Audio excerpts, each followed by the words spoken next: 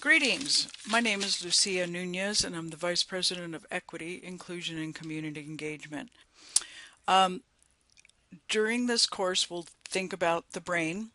We'll also talk about what bias is, and we'll go through a series of exercises to really challenge your brain and the way you think. And then I'll leave you with 3 actions to really think about in terms of how to break bias, how to reduce bias. The brain. We know that the brain weighs about 3 pounds. We also know that plasticity is the ability to form new neural connections. Intense mental training can change the structure and function of the brain. We've seen a lot of research with stroke victims of how they're able to relearn to talk, to walk, and that's an example of how the body and the brain can work on mental training to change the structure and function of the brain.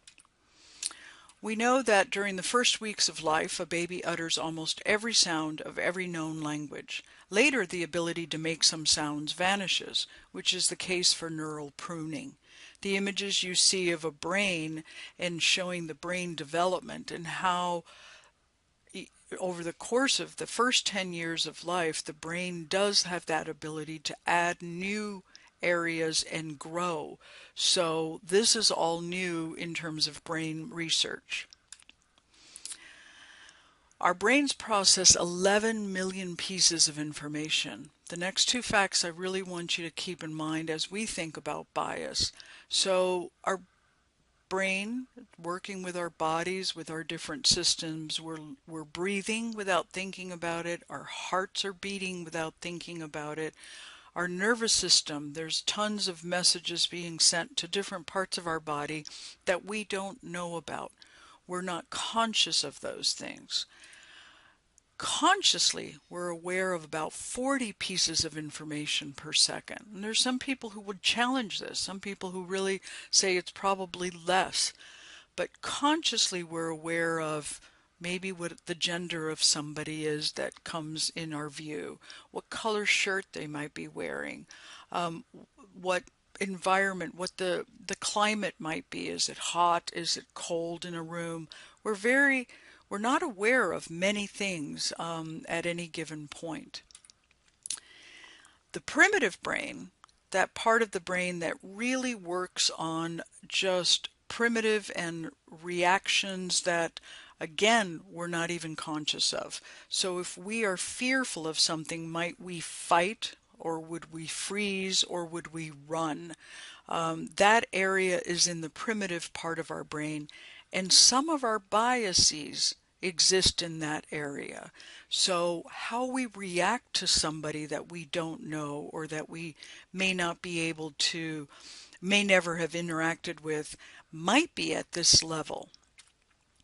So let's go through some definitions of bias. Bias is prejudice in favor of or against one thing, a person, or a group that compared to with another, but usually considered to be unfair. Explicit bias, we're not going to deal much with the explicit bias, but those are attitudes and stereotypes that affect our understanding, our actions and decisions in a conscious manner. So we're aware of these. I don't like this type of person. I'm not comfortable with women, or I'm not comfortable with men. Those are the things we're aware of. But it's the implicit bias that I really want to focus on. And those are those attitudes and stereotypes that affect our understanding, our actions and decision in an unconscious manner.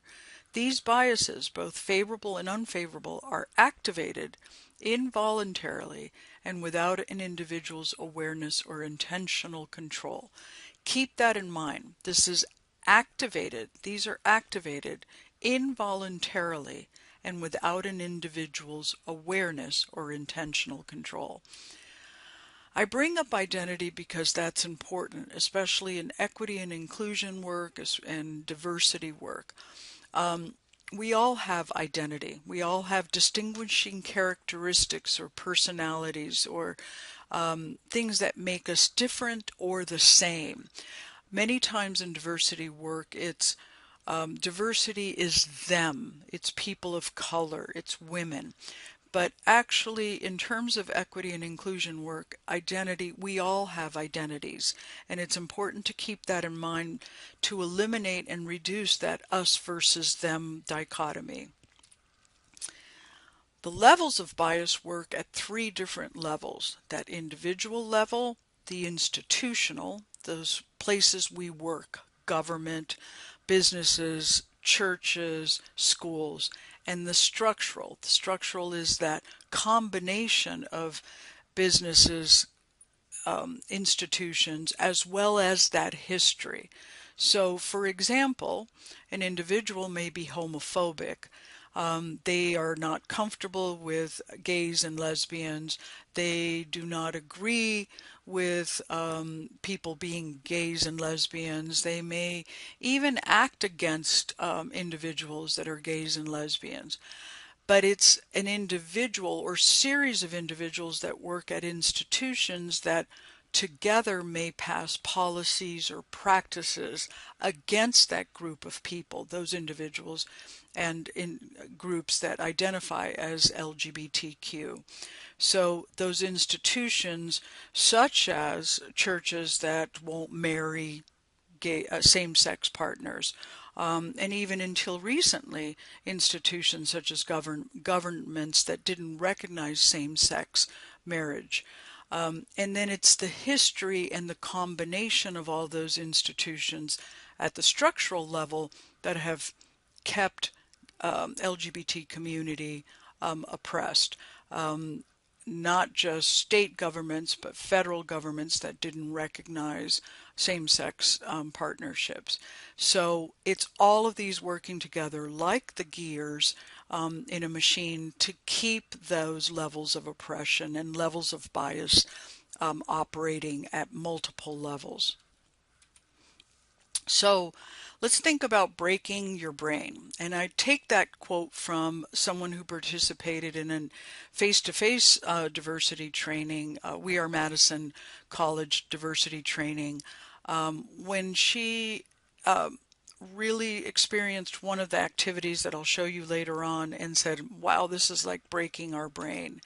So one of the games is really thinking about how our brain works. So let me take you through this. Take time to go through this. So step one, think about a number between 2 and 8. Don't, well, that's not relevant. Don't say it or share it with anyone. Just write it down. Take your time to do that. Step 2, multiply this number by 9. Don't be intimidated by the math of this. This is fairly simple. So just take the number and multiply by 9. You can use a calculator if you need to. Now add these two digits together, meaning if you took the number 2 multiplied by 9, you'd get 18. So add those two digits together. 1 plus 8 equals 9. Now subtract 5 from your answer. So again, back to my example, if 9 was my number, in the last step, I subtract 5 from it, I would get 4. So take the time to do that. Now, step 5, associate your number with a letter from the alphabet. So if you have the number 1, you get the letter A, number 2, B, 3, C, 4, D, and so forth.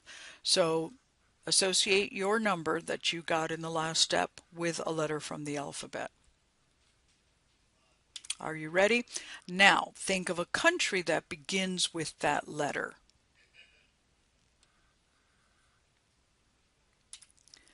Think of an animal where the first letter of the animal's name is the last letter of the country's name. So let me see if I had the country Cuba, the last letter of Cuba is A, and an animal that starts with the letter A would be an alligator. Step 8, think of a color where the first letter of the color's name is the last letter of the animal's name. So if alligator was my animal, the last letter in alligator would be R, and I would choose red. Are we ready? So did you get Denmark, kangaroo, and orange? Why do you think that happened? In the majority of times that I've done the Denmark kangaroo orange exercise, the majority of people tend to get Denmark. I'd say 75 to 90% of people in any audience that I've done get Denmark. And then that sort of leads to the other. Kangaroo or koala are about the only K animals that I know of. And then obviously it depends on the orange.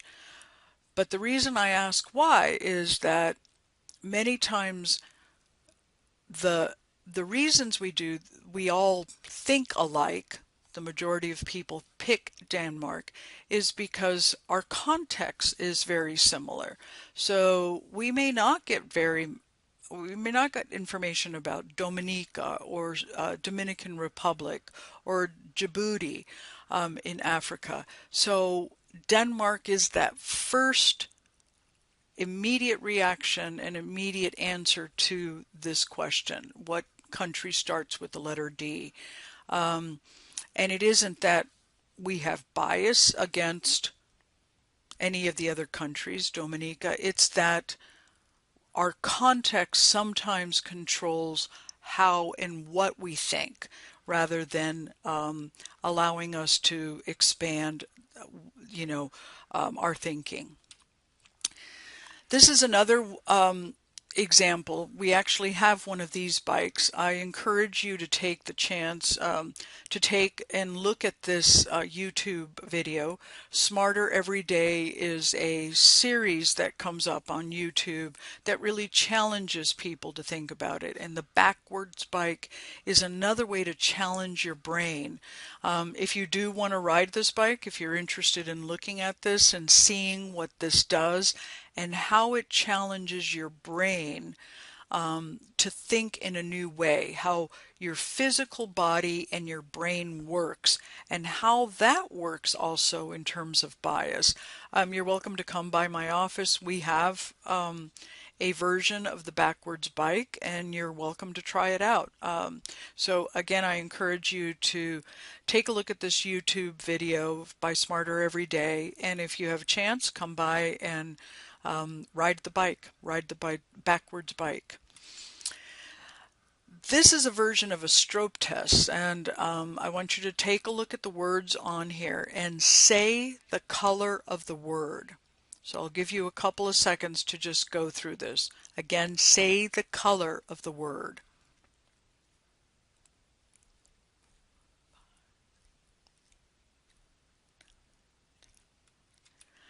Now say the color of the word again. See if this works.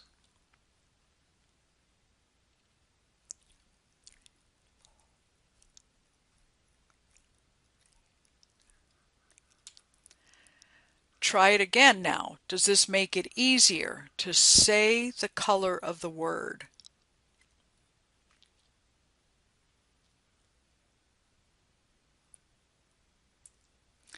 How about now? Is it easier now to say the color of the word? Not read the word, but rather say the color of the word.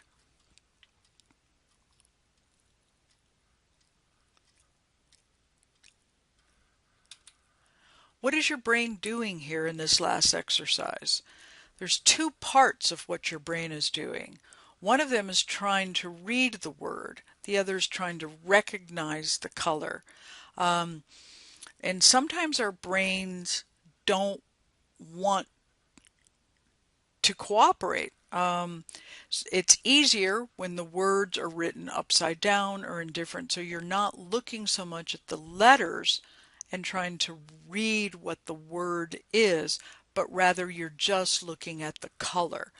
Also, it's easier to do it in a different language.